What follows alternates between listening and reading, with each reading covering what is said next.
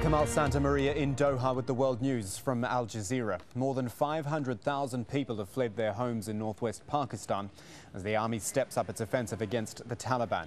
According to the United Nations, it brings the total number of displaced in recent months to 1 million. People there are angry and say the government gave no warning before the military operation was launched. The government should normalize the situation. If they can't do that, then they should destroy us all, as we don't want to be killed by the Taliban.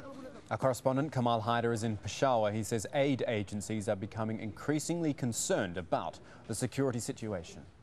With the intensification of the conflict in the Northwest Frontier Province, the International Red Cross has set up an emergency unit here in the city of Peshawar that will be catering to wounded that have been wounded by weapons. Now, the ICRC has an open policy. They say whoever comes here for help will receive it. They say there are no enemies or friends. The ICRC is very concerned about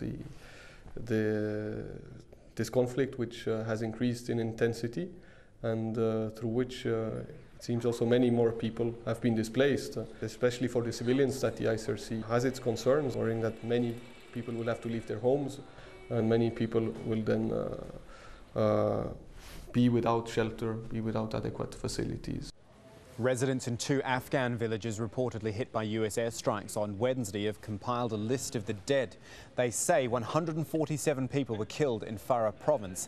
That number is higher than a previous estimate of 100.